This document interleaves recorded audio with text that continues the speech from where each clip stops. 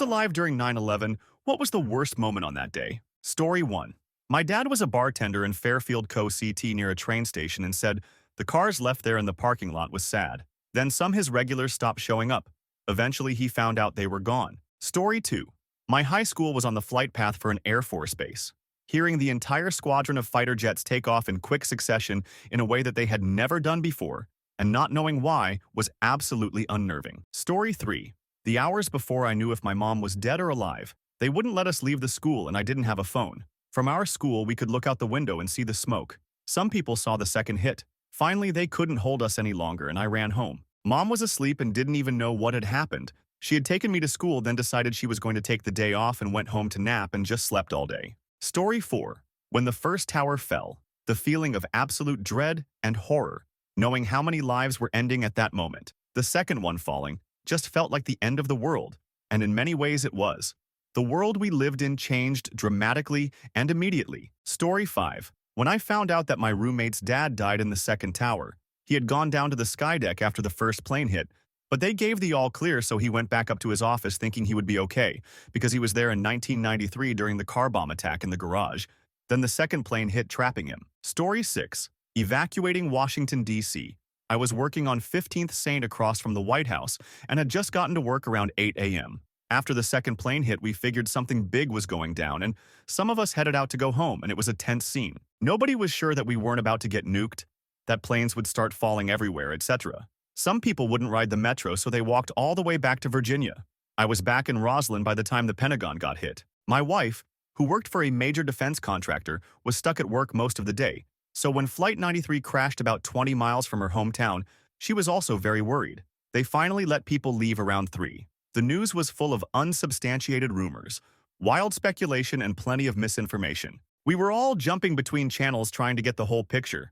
I had family from rural areas telling me to come there and hunker down. A lot of people left the DC area because there was rumors of further gas or bio attacks, etc. It was very tense being a Muslim or Sikh around DC, and many innocent people were harassed and abused. I had to take some work and groceries to a single coworker who was afraid to go to the store because of the abuse. I think the most memorable part for me was that the attackers did a great job pointing out how we panic and overreact in a situation like this. They controlled the narrative and we reacted just like they wanted. We self-imposed a police state in response, and suddenly a small group brought the world to its knees, reducing freedoms just as they intended. Story 7. I am Australian. When this happened, I was in my early 30s. It happened late at night our time, but we had actually gone to bed, so didn't know until alarm went off at 5 a.m. We were dumbfounded. It was just so incredibly awful that it was hard to comprehend. We went to work, but not a lot of work got done that day.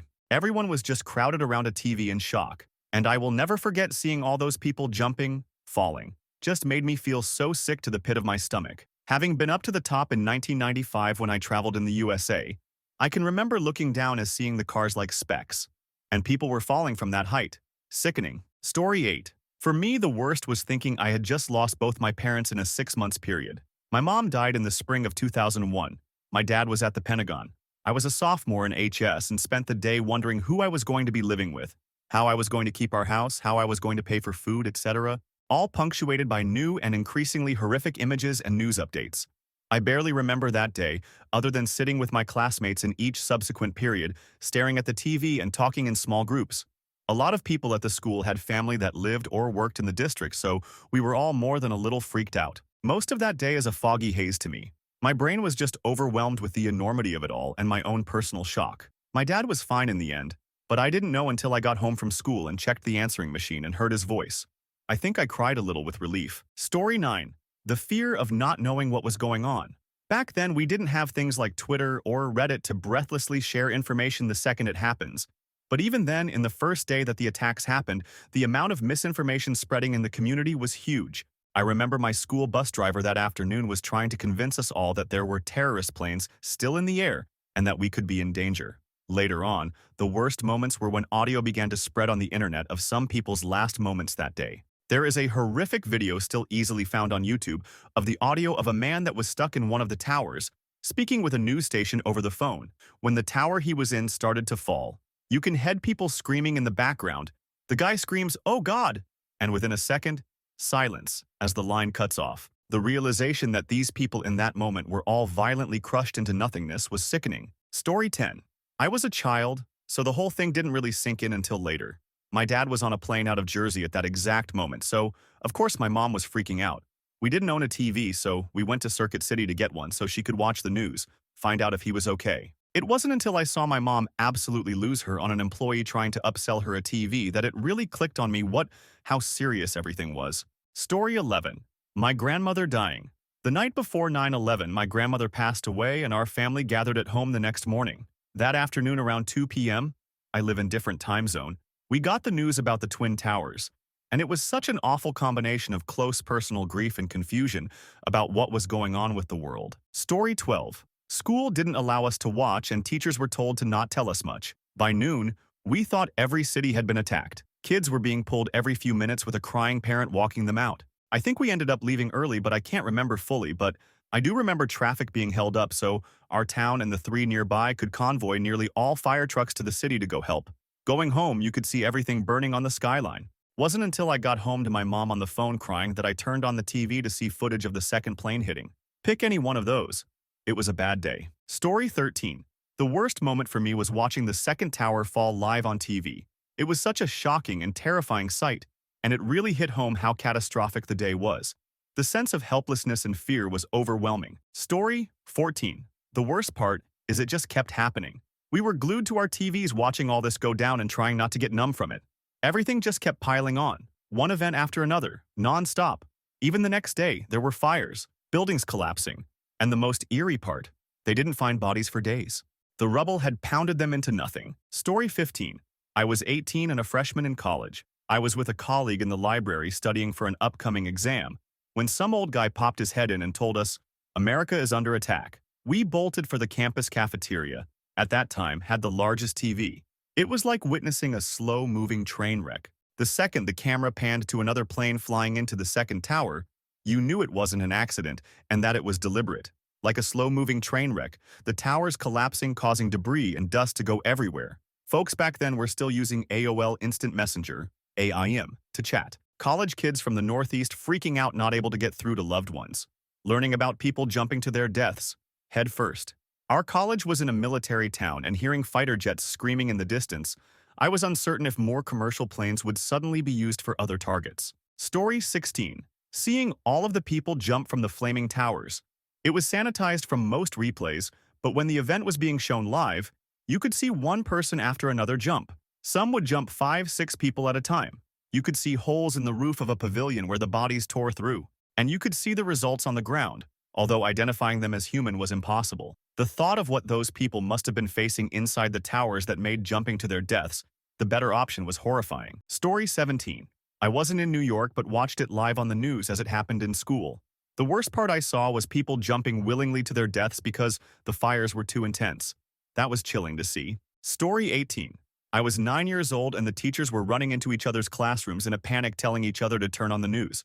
I remember seeing the footage and wondering what the little falling dots were, and then we realized they were people. And it was like my brain broke. I didn't understand and kept asking why. I couldn't fathom making the choice to get crushed, burned to death, or to fall to death. I think I was too young to feel intense feelings because I truly didn't understand. Now I have to fight tears every time I think about it. It's horrifying. Story 19. I was in my 20s, and for me, it was when the second plane hit. That's when I knew the first one was not an accident, and for the first time in my life, I was scared about war coming to my home soil. It had always seemed like war was far off, and most people I knew weren't alive during Pearl Harbor, so it was like that for many people around my area.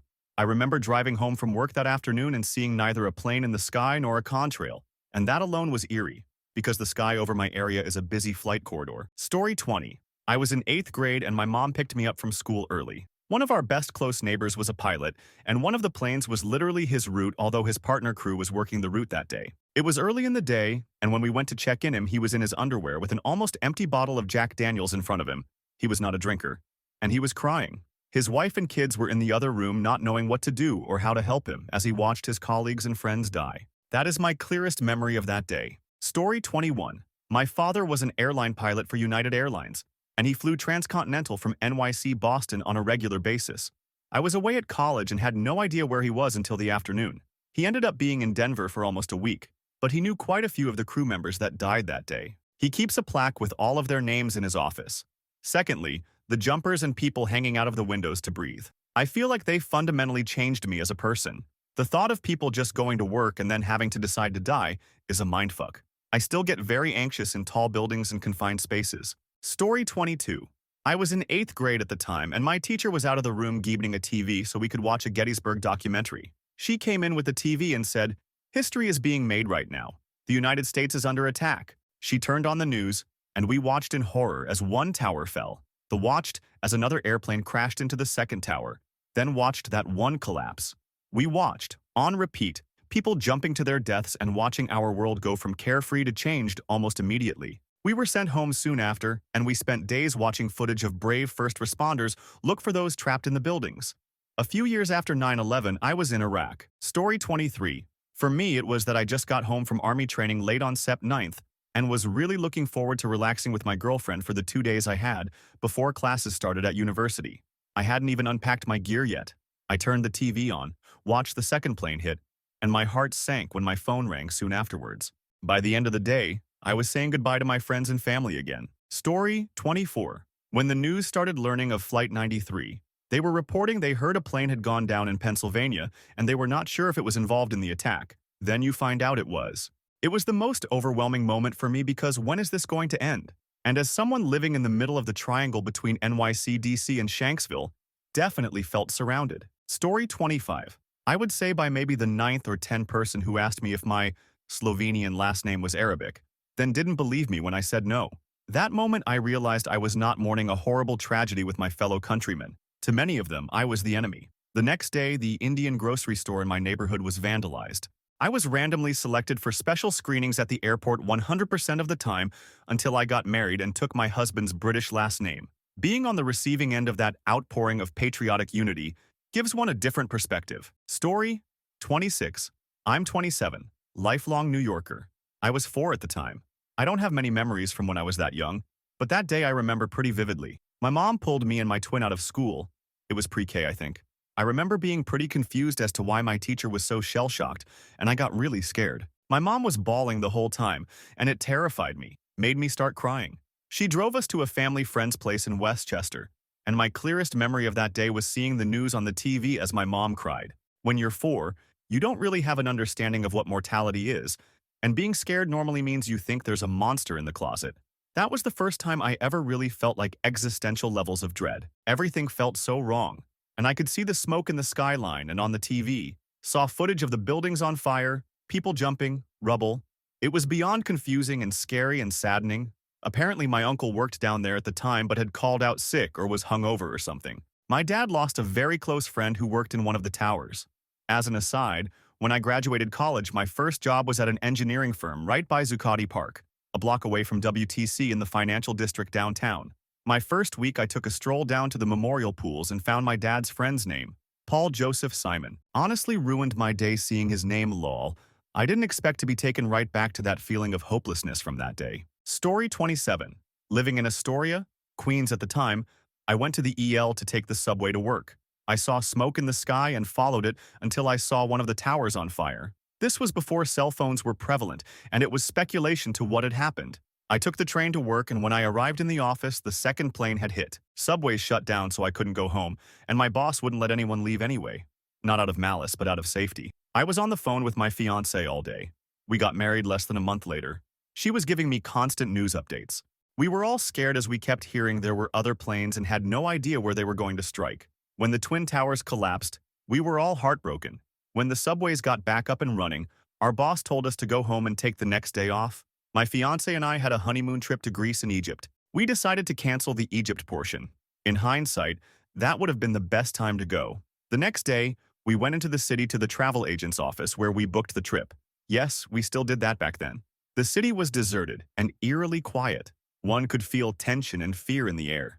Places were open, but nobody was there. I can only imagine what people living in war zones must feel because the feeling of fear and anger permeated through the air. Story 28. I worked the graveyard shift the night before. Woke up at noon, Miami, jumped in the shower and went back to work. When I got to work, it was closed. I was furious no one had notified me that our afternoon meeting was canceled. Keep in mind, I still had no idea about what had happened in NYC that morning. Went back home to email my boss to complain about the canceled meeting without notifying me. Got home, opened my laptop to a popular news site, and there was a picture of people running away from the towers. Looked like something you would see on a National Enquirer magazine cover. I then went over and turned on the TV just in time to see an instant replay of one of the planes hitting the towers. By that time, it was 1:30 p.m. I sat in front of the TV the rest of the day in disbelief. Story 29. I live in Texas, so I can only imagine what others closer to New York must have thought, but I was a freshman riding to school on my dad. And from the radio broadcast, I had this vision of a prop plane flying into the Empire State Building. Didn't really know any aviation references and obviously didn't know what the World Trade Centers were. I get to first period, and though this was '01, we had pretty spare but efficient box TVs hung in the corner of every classroom for emergency announcements, student-led broadcasting show, etc. On this morning, admin, staff, seemingly to know the gravity of the event, which at first seemed to be a horrific accident, were broadcasting national coverage of the World Trade Center on fire, and reports of a plane having hit it were coming in. As we are getting settled in, I literally watched the second plane hit the second tower and burst into flames. As a kid, I didn't know what just happened. I can remember some kids and even our teacher thinking that was video of the first plane. I can remember the national broadcasters utterly dumb, founded at what they just captured and witnessed live. The view of the towers was in full screen. You see the first tower on fire, and then a jet comes barreling in from out of the picture and flies right into Tower 2. I mean, before 9/11, I couldn't tell you what terrorism meant. I got a pretty good idea on 9/11/01. Story 30. For me, it was not knowing what was happening. The first plane seemed like an accident, the second was clearly terrorism. The third and fourth planes amplified things. The uncertainty of how many planes were hijacked and what the targets were was present most of that day. Then there were all the anxious people around me who had children and other relatives who worked in Manhattan and around the Pentagon who couldn't reach them because all the phone lines were jammed. Story 31. At first, I'd say it was watching the first tower collapse on live TV, but I vividly remember just breaking down in tears for some reason on some random shot maybe an hour later of a street not too far away that was strewn with what was obviously the contents of the building. There were thankfully no visible bodies or anything, but it was just lots of papers and other stuff. I think it was because that just really drilled home that here were the trappings of everyday work life from a huge amount of normal people whose lives had just abruptly ended. I assume at that moment I felt a smaller scale version of what Obi-Wan felt from Alderaan. Story 32.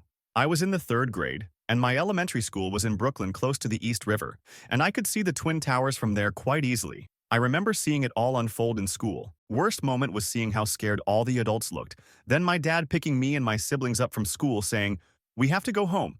ASAP out country is under attack, LOL." For me, it was seeing everybody crying, and people jumping out of the window and teachers crying. I remember being terrified as a child and crying for days, scared the world was ending. I'm not 100% sure, but I think that started my anxiety disorder. God bless all of those lives lost. Story 33. Coming home and watching my mom try to explain to my 7YO little brothers that what had happened had nothing to do with the fact that it was still their birthday. Dad was grounded halfway across the country on a business trip. We spent half the day trying to get a hold of our aunt, who was actively working in the Pentagon, and they were too young to fully grasp why everyone around them was panicking. Mom unplugged all of the TVs and we had dinner and cake as if nothing had happened. Her grace and composure kept an already horribly day from consuming our reason to celebrate. Even today, our family holds the mentality that it was their day first. We can remember with the rest of the country, but it's still first and foremost their birthday to be celebrated. Story 34. Looking back, the worst part, of course, is all the people lost. Families destroyed in an instant, and ticking time bombs of cancer were set in motion for many first responders. Personally, I still have journals from when I was in grade school. It is very strange looking back at them now to see the transition from nonsense kid stuff to a messy existential awakening in the weeks after. The event threw me into a cycle of depression at the time, but I lacked the vocabulary and ability to understand what was happening to me. Story 35. I lived right across the river in Jersey where my dad managed a hardware store in Newark. I remember being a kid and all of the firefighters from other towns stopping by for equipment and gear. We ran out quickly, but my dad told them to take whatever they need and go. No payment, no time to waste, just grab it and go. I also remember that when the second plane hit, everyone was comparing 9/11 to Pearl Harbor. As a final note, the positive side was every American, regardless or age, race, economic status, was united. The feeling was incredible, and I don't think we will ever experience it again in my lifetime. The feeling of being truly united and ready to kick some with the entire world standing with us is indescribable. Everyone wanted to pitch in and somehow do their part as an American. In the span of a day, the nation was transformed. Unfortunately, this was mismanaged, and as we all know, it seems like things have pretty much been going downhill since 9/11. The world on 9/10 was so widely different and carefree versus the world on 9/12. Story 36. Watching live from my own tower-based office in Canada, it was for sure the uncertainty of lives lost and real-time chaos witnessed on TV. Then, as we sat in silence and horror, we began hearing a few local offices being evacuated, likely out of fear, but they called it precaution. Our downtown parallels the airport approach, and planes were streaming in as the U.S. airspace shut down. It was tense for hours. I just wanted to go home. Story 37. Besides the live coverage on TV and all those horrible pictures and the realization that it was not an accident, the fact that my company had a small branch in the WTC, and we were trying to call everyone on repeat until the lines went dead. They all made it out, which we only found out a day or days later because of dead or busy lines. But being permanently traumatized doesn't even cover the they are still going through to this day. Plus, I used to be a flight attendant, and thinking about my peeps, even from a different airline, really hit home. None of my friends were on those planes, thankfully. Story 38. Split screen. There was a moment when the news anchors cut to a shot of the Pentagon on fire, and they went to split screen with the towers on one side and the P on the other. I fucking lost it. All the anchors and field reporters looked scared and shocked and completely at a loss and trying to keep up. The family members kept jumping on the mics asking for any information, please, about loved ones that were in the vicinity of Wall Street. 9/11 wasn't a day. It was a week, a month, a new normal. And we relived it when Flight 587 went down in Queens 2 months later. Terror slammed into us again. To those who didn't experience this day, I envy you. Story 39. When I finally got home from work at 3:30 and got to sit down and process what had happened, I had seen reports of the first crash as I was walking out the door to leave for work, then only heard tiny bits of rumors throughout the day. When I got home, I turned on the TV and quickly realized the gravity of what had happened, and I just broke down into tears. I worked at a record store back then, and it was a new release day. There were so many albums that came out that day that were so oddly prophetic that it was downright eerie. Dream Theater had asked stores to remove their new album by 12:30 p.m. because the cover depicted the towers on fire. Same story with the Coos album. System of a Down's Toxicity, Bob Dylan's Love and Theft, Ozzy Matley's Embrace the Chaos, Slayer's God Hates Us All. Just so many albums that I can't hear the same way anymore. They're all great, but the feeling I get remembering where I was and what was happening at the time is incredibly heavy. Story 40. Realizing that we were going to go to war against an elusive enemy and were just going to explode with rage, I was handling the human toll. My first thoughts were about how it felt for the people on the planes, and I was coping with my absolute sorrow. But there were people who were seething with racism online, and I knew the backlash would be terrible, and that scared me. The worst was around 2003 when some people kept wanting to pump up the rage against the Muslims. And it had been so much for so long, and I just wanted to feel sadness without someone at the gas station or sandwich line telling me we needed to nuke someone.